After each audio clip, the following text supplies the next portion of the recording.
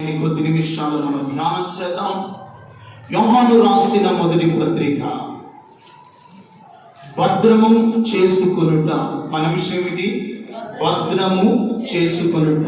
వేటిని మనం భద్రం చేసుకోవాలో దేవుని యొక్క వాక్యముల నుండి కొద్ది నిమిషాలు మనము ధ్యానం చేద్దాం.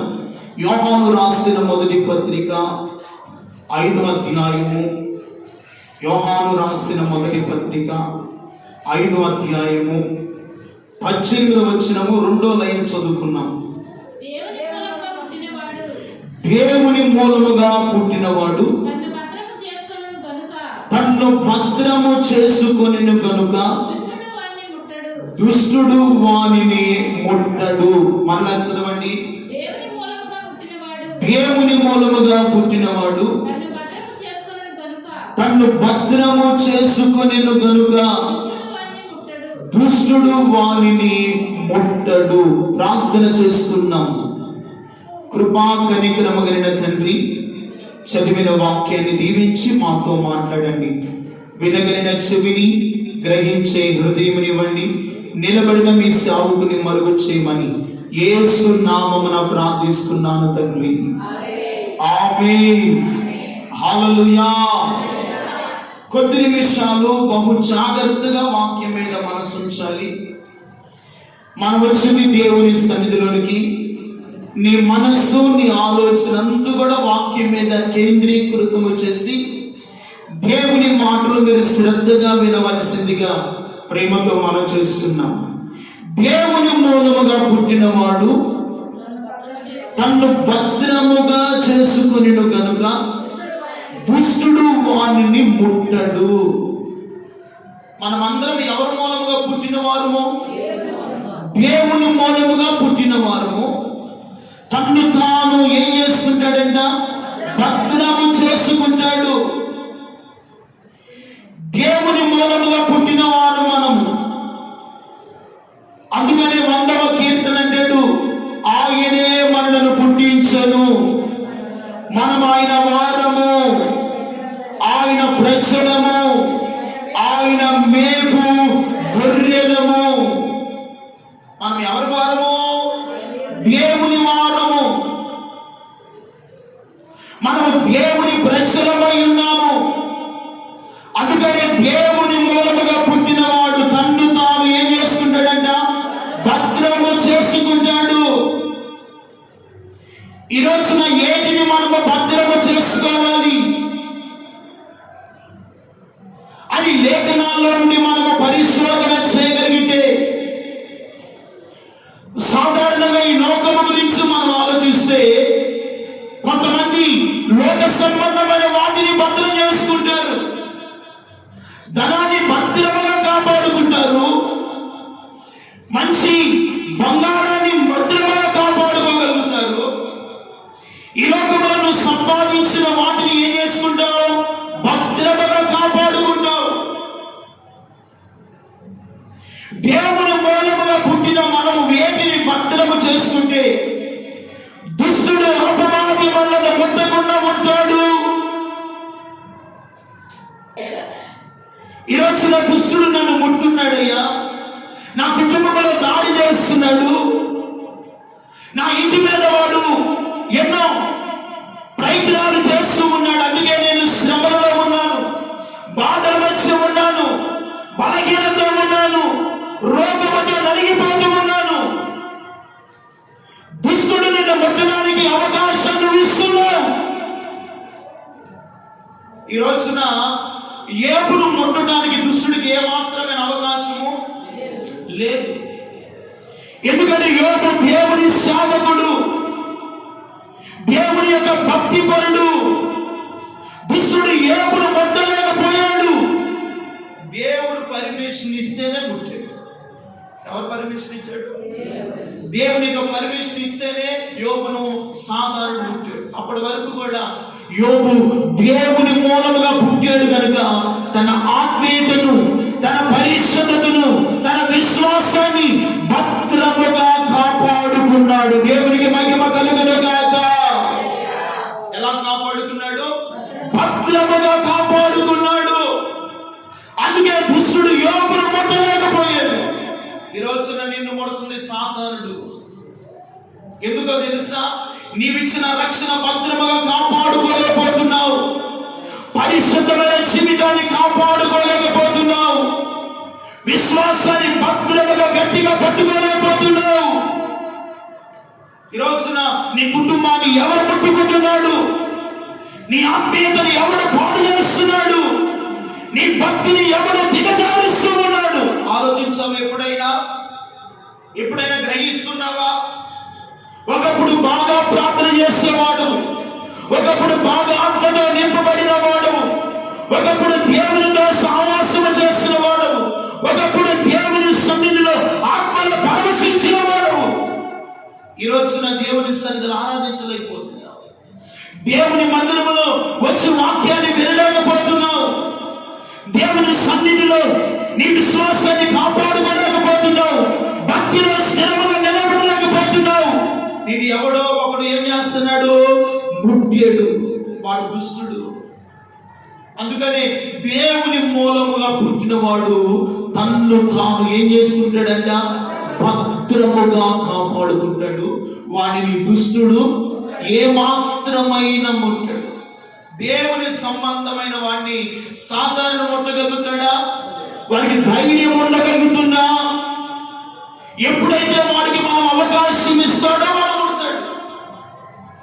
ఎప్పుడైతే దేవుని సన్నిధికి దూరం అవుతామో, ప్రార్థనా సహవాసానికి దూరం అవుతామో, దేవునికి ఇవ్వవలసిన సమయాన్ని ఇవ్వకుండా, చేయవలసిన ప్రార్థన చేయకుండా, చేయవలసిన భక్తి చేయకుండా దేవునికి దూరం అవుతామో, అప్పుడు సాతానుడు మనల్ని ఏం చేస్తాడంటే ముడతాడు. వాడు అది నీ దేహం మీద దాడి చేయవచ్చు, నీ కుటుంబంలో సమస్యలు తీసుకుని రావచ్చు, నీ బిడ్డలకు బలహీనతలు తీసుకుని రావచ్చు.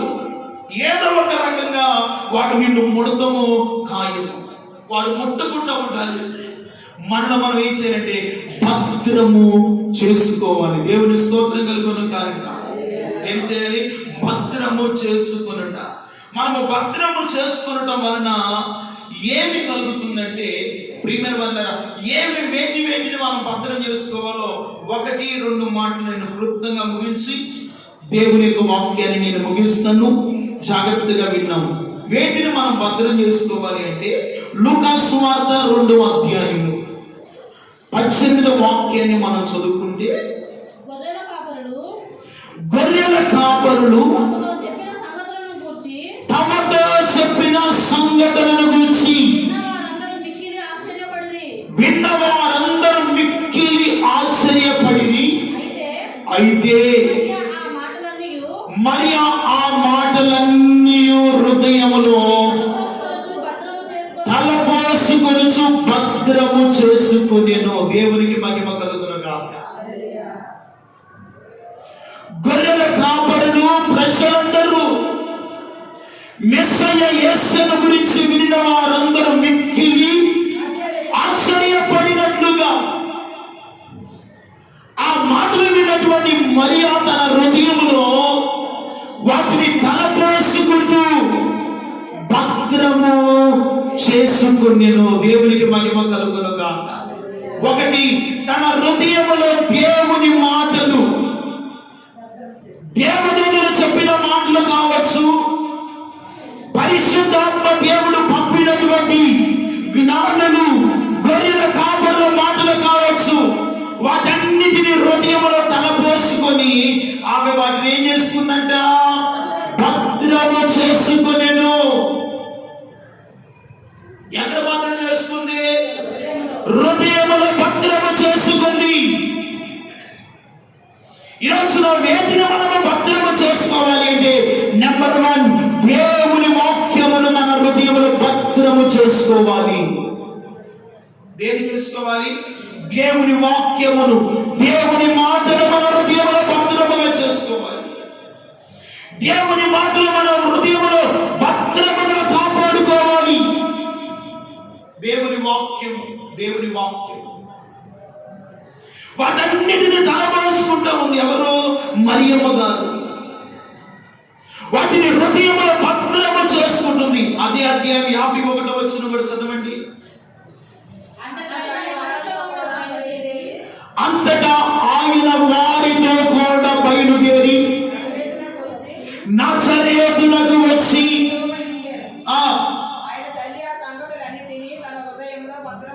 ఆయన తల్లి ఆ సంగతులన్నీ తన హృదయములో భద్రము చేసుకొనెను. దేవునికి మహిమ కలుగును గాక. అప్పటికి యేసు ప్రభువు వారు పుట్టాడండి. ఆయన నజరేతును యెరూషలేములోనికి వెళ్ళారు. యేసయ్య ధర్మశాస్త్ర ఉపదేశకులతో మాట్లాడుతూ ఉన్నారు. యోసేపు మరియమ్మలు యేసు ప్రభువు వారిని వెతుకుతూ ఉన్నారు. ఎవరిని వెతుకుతున్నారంట? యేసు ప్రభువు వారిని వెతుకుతున్నారు. ఆయన తల్లి ఆయనతో చెప్పినటువంటి మాటలు మనం గమనిస్తే యేసు ప్రభువు వారు అంటాడు, నేను నా తండ్రి పనుల మీద ఉన్నానని మీరు ఎరుగరా. యేసు ప్రభువు వారు వారి దగ్గరికి రాగానే, నువ్వు ఎక్కడికి వెళ్ళేవయ్యా, నేను ఎదుగుతున్నాము, ఇదంతా మేము గాలిస్తా ఉన్నాము అంటే, నేను నా తండ్రి పనుల మీద ఉన్నానని మీరు ఎరుగరా అన్నాడు. యేసు ప్రభువు వారు ఆ బాల్య 12 ఏళ్ల వయసులోనే వారి తల్లిదండ్రులతో చెప్పిన మాటలు మరియమ్మ గారు తన హృదయంలో సంగతులన్నీ ఏం చేసిందంట? తన హృదయంలో భద్రము చేసుకుంది, భద్రపరుచుకుంది. ఈ రోజున దేవుని సన్నిధికి వచ్చిన దేవుని బిడ్డలారా, నీ హృదయంలో వేటిని నువ్వు భద్రం చేసుకుంటున్నావు? వేటిని నువ్వు కాపాడుకోగలుగుతున్నావు? ఏటిని నీ హృదయంలో దాచుకోగలుగుతున్నావు? ఆలోచించవు ఎప్పుడైనా? ఒక మరియమ్మ గారైతే దేవుని సంగతులు, దేవుని మాటలన్నీ తన హృదయంలో ఏం చేస్తుందంట? భద్రము చేసుకుంటుంది. దేవుని వాక్యాన్ని భద్రం చేసుకుంటుంది. దేవుడు తనతో చెప్పిన సంగతులన్నీ జ్ఞాపకం చేసుకుంటుంది. దేవుని వాక్యాన్ని తలపోసుకుంటూ ఉంటుంది. ఈ రోజున దేవుని వాక్యము నీలో ఉంటే, దేవుని మాటలు నీ హృదయంలో ఉంటే, నిన్ను నీవు భద్రము చేసుకోగలుగుతావు. దుష్టుడు ఎంత మాత్రము మిమ్మలను ముట్టనే ముట్టడు. హల్లెలూయా. ఒకవేళ దేవుని మాటలు నీలో లేకపోతే, దేవుని వాక్యము నీలో లేకపోతే, ఒకవేళ ఏ దుష్టుడైనా నిన్ను ముట్టవచ్చు, ఏ బలహీనతైనా నిన్ను ముట్టవచ్చు, ఏ సమస్యలను నీకు రావచ్చు. అవి రాకుండా ఉండాలి అంటే, దుష్టికి మనం అవకాశం ఇవ్వకుండా ఉండాలంటే, నీ హృదయములో దేవుని వాక్యమును భద్రము చేసుకుందువు గాక. దేవుని వాక్యాన్ని భద్రం చేసుకో. దేవుని వాక్యముతో నింపబడు. దేవుని వాక్యముతో నడుము. దేవుని వాక్యముతో నడుచు వారికి దేవుడు వారికి తోడై ఉంటాడు. హల్లెలూయా. వారి పాదములు విరుకున పడదు, వారికి శ్రమ సంభవించదు.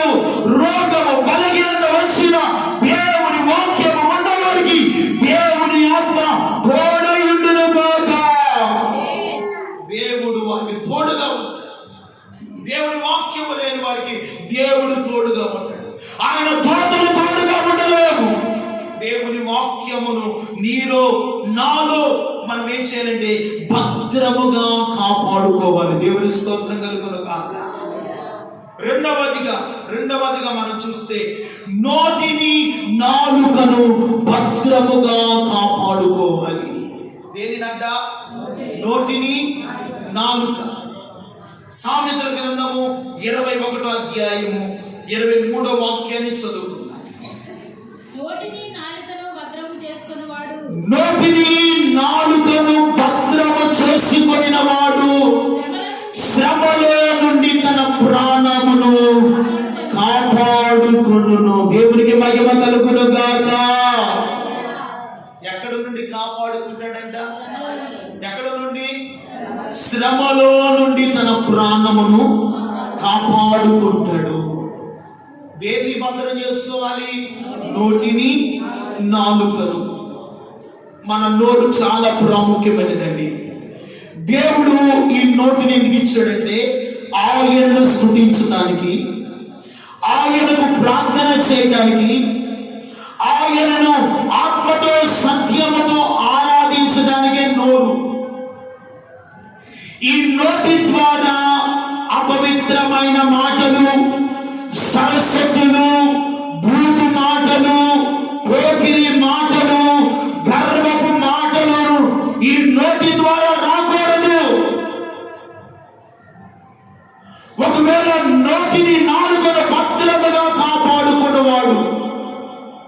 శ్రమలో నుండి తన ప్రాణాన్ని ఏం చేసుకుంటాడంట?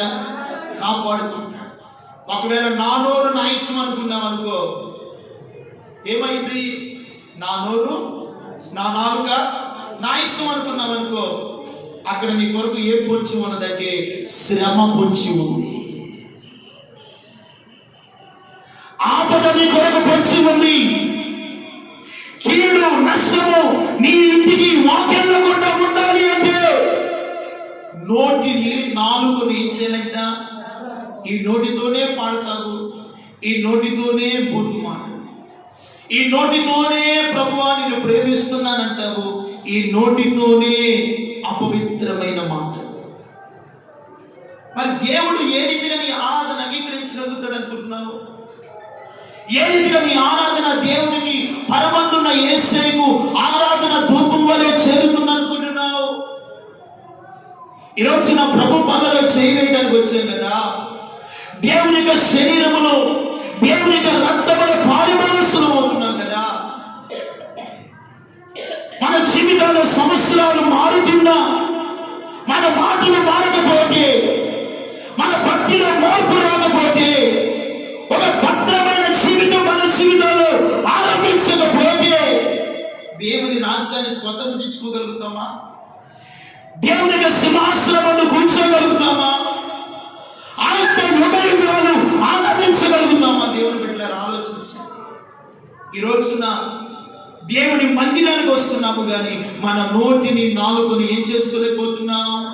భద్రము చేసుకోలేకపోతున్నాం. ఈ నోటి ద్వారా ఎన్ని సమస్యలు ఉన్నాయి, అన్ని సమస్యలు ఉన్నాయండి. ఈ నోటి ద్వారా, ఈ నాలుగు ద్వారా ఎన్ని బాధలు, ఎన్ని సమస్యలు. అందుకనే తన నోటిని కాచుకొని వాడు తన్ను తాను కాపాడుగలుగుతానని సామెతల గ్రంథంలోనే ఉంది. నోటిని నాలుగును భద్రము చేసుకుని వాడు శ్రమలో నుండి తన ప్రాణమును కాపాడుకుంటాడు.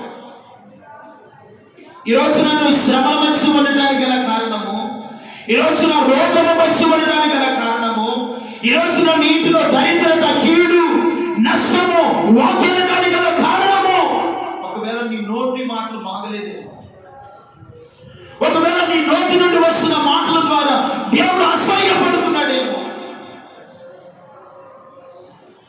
నీ నోటి మాటల ద్వారా దేవుడికి ఒకవేళ ఎక్కసము కలుగుతుందేమో ఆలోచించాలి. దేవుడి మందిరానికి వస్తున్నాం, బైబిల్ పట్టుకొని వస్తున్నాం, ప్రార్థన చేస్తున్నాం, ఆయన సంఘ ఆరాధనలో పాల్గొంటున్నాం. మన నోటి మాటలు ఇంకా మారకపోతే ఇదిగో శ్రమలో నుండి నీ ప్రాణమును తప్పించుకునే నాదుడు ఎవరు కూడా ఉండరు.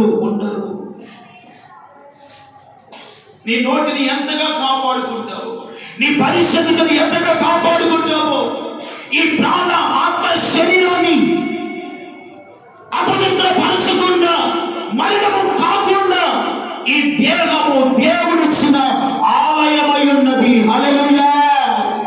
ఈ దేహము దేవుడిచ్చిన ఆలయము. ఈ ఆలయాన్ని పాడు చేసుకుంటే, ఈ దేహాన్ని పాడు చేసుకుంటే, ఈ నోటిని పాడు చేసుకుంటే ఈ ఆలయంలో దేవుడు వస్తాడా? దేవుడు నివసిస్తాడా? దేవుని ఆత్మ ఈ ఆలయంలో ఉండగలుగుతుందా? ఆలోచించాలి దేవుని బిడ్డలారా. అందుకని ఈ దేహము దేవునికి ఎలా ఉందంట? ఆలయం.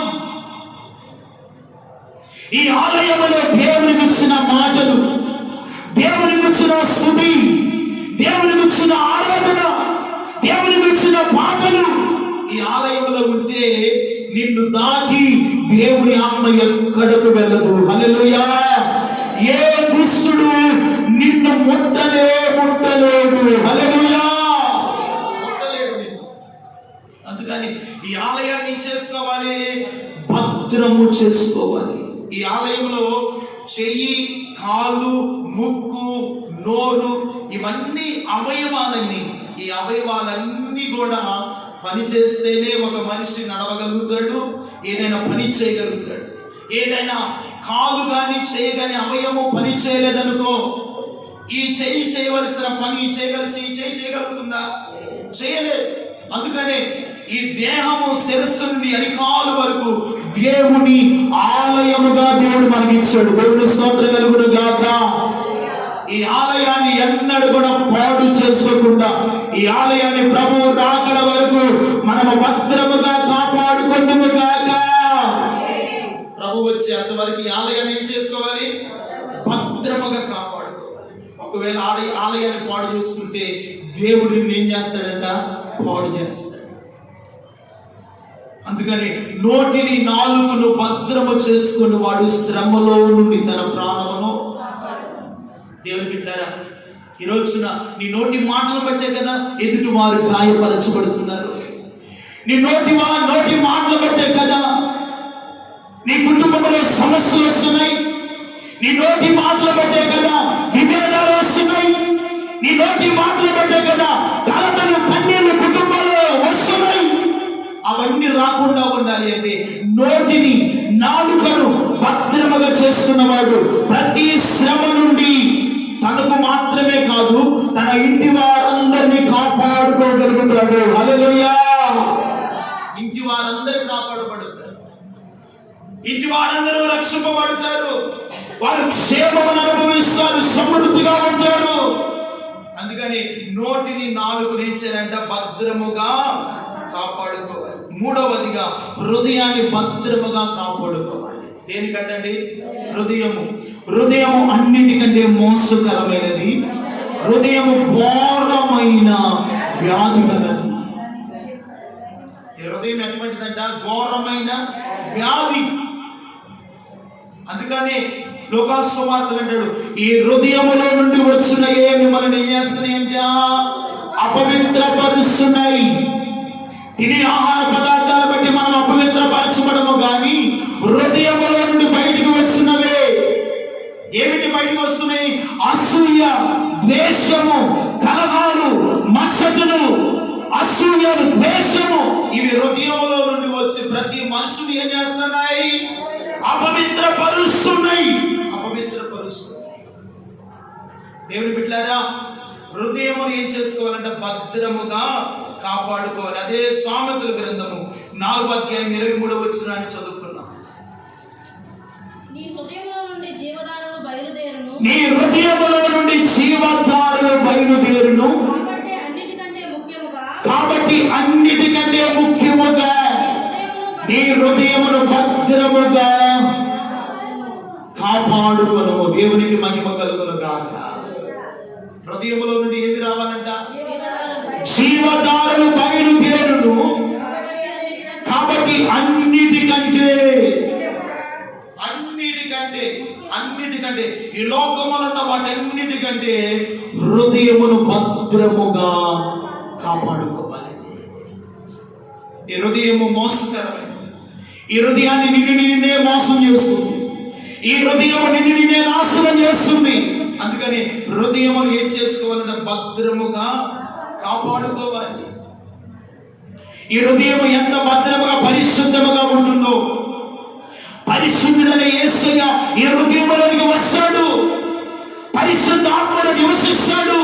ఈ హృదయం ఎంత పరిశుద్ధంగా తెల్లగా ఉంటుందో అంతని తెల్లని పరిశుద్ధ ఆత్మతో దేవుడు మిమ్మల్ని నింపునుగాక. హృదయం ఎలా ఉండాలంట? పరిశుద్ధముగా ఉండాలి.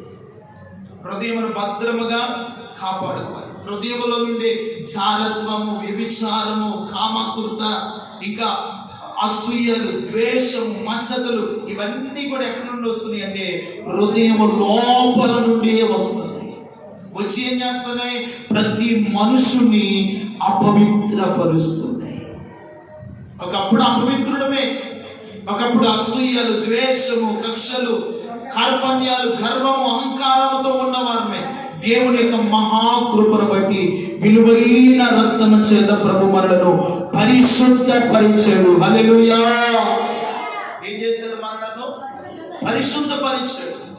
తన రక్తము చేత మనలను విమోచించి తన విలువైన రక్తము చేత మనలను కొని ఆయన సొత్తైన ప్రజగా దేవుడు మనల్ని ఏర్పాటు చేసుకున్నాడు. హల్లెలూయా. అందుకని హృదయం ఏం చేసుకోవాలంట? భద్రముగా కాపాడు. ఈ హృదయం ఎంత భద్రముగా ఉంటే ఈ హృదయమును దేవుడు అంగీకరించగలుగుతాడండి. ఈ హృదయంలోనికి లోకం రాకూడదు, పాపము రాకూడదు. ఈ లోకములో ఉన్నంత కాలము కూడా ఈ హృదయంలో పరిశుద్ధులైన దేవుని యొక్క సన్నిధి మాత్రమే మన హృదయంలో ఉండాలి. దేవుని స్తోత్రం కలుగును గాక. అందుకనే మిమ్మలను మీ హృదయములను పరిశుద్ధపరచుకోనండి అని అంటున్నాడు ప్రభు. ఏమంటున్నాడు? మిమ్మలను మీ హృదయములను పరిశుద్ధపరచుకోనండి. ఎప్పుడైతే మన హృదయము పరిశుద్ధపరచబడుతుందో, శుద్ధీకరింపబడుతుందో, దేవుని రక్తము చేత కడగబడుతుందో, ఆ పరిశుద్ధుడైన దేవుడు నీ హృదయములోనికి వస్తాడు. హల్లెలూయా. ఆయన మన హృదయములోనికి వస్తే ప్రియమైన వాళ్ళరా, ఇదిగో చెప్ప సత్యము కాని మహిమాయుక్తమైన ఆనందము, సమాధానము, ఒక ఆశీర్వాదము, ఒక దీవెన దేవుడు మనకి ఇస్తాడు. అందుకని దేవుని యొక్క సన్నిధిలో ఉన్నటువంటి మనము ఒకటి ఇదిగో దేవుని మూలముగా పుట్టినవాడు తన్ను తాను భద్రపరచుకున్నాడు కనుక దుష్టుడు వారిని ముట్టాడు. మనం భద్రము చేసుకోవలసినవి ఏమిటంటే, ఒకటి ప్రభు యొక్క వాక్యమును హృదయమును భద్రముగా చేసుకోవాలి. రెండవది నోటిని నాలుకను భద్రపరచుకోవాలి. మూడవది హృదయమును భద్రపరచుకోవాలి. ఇలాగ మనం చేస్తేనంట ప్రభు ఇచ్చే వాటిలో భద్రపరచుకునే శ్రేష్టమైనవి ఏమిటంటే, ఒకటి నిన్ను కాపాడుబడతావు. దేవుని స్తోత్రం కలుగును గాక. నా చెప్పాను కదా, శ్రమ నుండి నీ ప్రాణమును నీవు కాపాడుకుంటావు. గత దినాలు ఏ శ్రమ, ఏ బలహీనతలు నిన్నున్నాయో, ఇదిగో ఈ సంవత్సరములో ప్రతి శ్రమలో నుండి మీ కుటుంబాలను ప్రభు కాపాడును గాక. నీతి వారిని ప్రభు కాపాడును గాక. ప్రభు శ్రమలో నుండి నిన్నేం చేస్తాడు?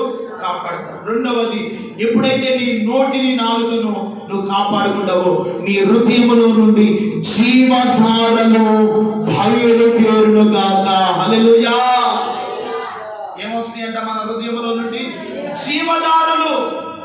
దేవుని మాటలు నీ హృదయములో నుండి బయలుదేరుతున్నప్పుడు అవి నీకేం కలుగు చేస్తాయి అంటే, జీవము నీ సర్వ శరీరమునకు ఆరోగ్యము ఇచ్చును గాక. జీవము సర్వ శరీరమునకు ఏమిస్తాయంట? ఆరోగ్యము. ఆరోగ్యమే మహాభాగ్యం. ఎప్పుడైతే నీ హృదయం, నీ నాలుకను, నోటిని ఏం చేయాలంట? భద్రం చేసుకుంటే నీ హృదయంలో నుండి ఏమొస్తాయి? బయటికి జీవధారలు బయలు వెళ్తాయి. అదే సామెతల గ్రంథంలో ఉంది ఆ మాటలే. 24వ అధ్యాయం 24వ వచనంలోనే 23వ వచనం చదువు. కాబట్టి అన్నిటికంటే ముఖ్యంగా నీ హృదయమును భద్రంగా కాపాడుకో. పెదవుల నుండి కుటిలమైన మాటలు రానియ్యకుము. నీ కనులు ఇటువటు చూడక సరిగాను, నీ కనురెప్పలు నీ ముందర సూటిగాను చూడవలెను. నీవు నడుచు మార్గమును సరళము చేయము, అప్పుడు నీ మార్గములన్నీ స్థిరములగును. నీవు కుడి తట్టుకైనను ఎడమ తట్టుకైనను తిరగకుము. నీ పాదమును కీడులకు దూరంగా తొలగించుకోము. చూడండి, నీ పాదముల కీడునకు దూరముగా తొలగించు. అక్కడే అధ్యాయంలో జీవము ఏందన్నా ఎన్న వచ్చిన 22. దొరికిన వారికి అవి జీవమును, వారి సర్వ శరీరమునకు ఏమిస్తుందంట? ఏమిస్తుంది? ఏమి దొరికిన వారికి? దేవుని వాక్యము దొరికిన వారికి జీవమును, వారి సర్వ శరీరమునకు ఆరోగ్యము. దేవునికి మహిమ కలుగును గాక.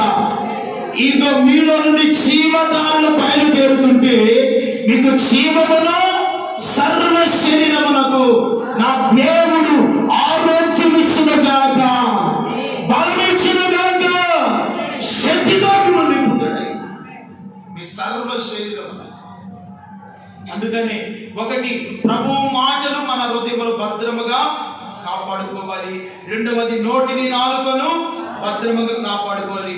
మూడవది, హృదయమును భద్రపరుచుకోవాలి. హృదయాన్ని భద్రపరుచుకుంటే దేవుడు ఇచ్చేది ఒక మాట, ఒకటి నీవు కాపాడబడతావు, రెండవది నా సన్నిధిలో నిలుచు భాగ్యమును నీవు సంపాదించుకుంటావు. ఎక్కడ నిలుచు భాగ్యం అంట? దేవుని సన్నిధిలో.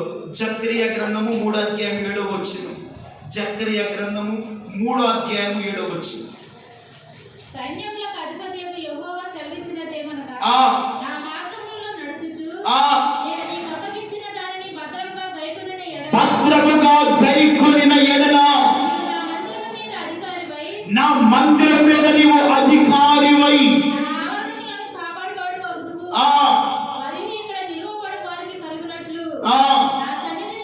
నా సన్నిధిని నిలుచు భాగ్యము నీకిత్తును. హల్లెలూయా. ఏమిస్తాడంట? ఇదిగో సదాకాలము నీవు నీటివారు ఆయన సన్నిధిలో నిలుచు భాగ్యము దేవుడు మనందరికి దయచేయునుగాక. ఆయన సన్నిధి నిలుచు భాగ్యమును సంపాదించుకోవాలి. ప్రియమైన వారలారా, ఆయన సన్నిధిలో నిలుచు భాగ్యం ఎప్పుడు సంపాదించుకొని ఎప్పుడు నువ్వు కాపాడబడతావంటే నీలో నుండి జీవధారలు బయలుదేరాలి. అప్పుడు నీకు జీవము సర్వ శరీరములకు ఆరోగ్యం ఇచ్చి నా సన్నిధిలో నిలుచు భాగ్యాన్ని దేవుడు నీకు ఇస్తాడు. ఈ సంవత్సరంలో దేవుని సన్నిధిలో నిలుచు భాగ్యము నీవు మాత్రమే కాదు, నీ భర్త, నీ భార్య, నీ బిడ్డలు వారందరూ దేవుని సన్నిధిలో నిలిచే గొప్ప భాగ్యము దేవుడు మనందరికి ప్రసాదించునుగాక. ఆయన సన్నిధిలో ఉన్న భాగ్యము లోకములే లేదండి, ధనం దగ్గర లేదండి, బంగారాన్ని సంపాదించే దగ్గర సంతోషము సమాధానం లేదు. రెండు వల్ల దేవుని సన్నిధిలో నిలిచి ఉంటమే గొప్ప భాగ్యము. దేవుని స్తోత్రం కలుగునుగాక. ఇక్కడ మాత్రమే కాదు, ఆయన సన్నిధిలో ఇక్కడ నిలుచుంటేనే ఆయన సన్నిధిలో నిలుచుండే భాగ్యాన్ని సంపాదించుకున్నాం. దేవుని స్తోత్రం కలుగునుగాక. ఆయన సన్నిధిలో ఉండే భాగ్యం, ఆయన నీడలో బ్రతికే భాగ్యం, ఆయన సింహాసనం ఎదుట కూర్చుండే భాగ్యాన్ని మనం సంపాదించుకున్నాం. అందుకనే ఈ 3 విషయాలు మనం భద్రంగా కాపాడుకుంటే దుష్టుడు మనలను ముట్టడు. ఇంతకాలం ముట్టేడా? ఇక నుండి ఈ మాటలను నీ హృదయంలో ఉంచుకొని, అయ్యా నీ మూలంగా పుట్టిన నేను, ఏ దుష్టుడు నన్ను గాని నా బిడ్డలను గాని నా కుటుంబాన్ని ఏ మాత్రమైనా ముట్టకూడదయ్యా. నా హృదయాన్ని భద్రంగా కాపాడుకుంటా, నా నోటిని భద్రంగా కాపాడుకుంటా, నీ వాక్కులు నా హృదయంలో భద్రంగా కాపాడుకుంటా. అప్పుడు నేను శ్రమ నుండి కాపాడుతాను.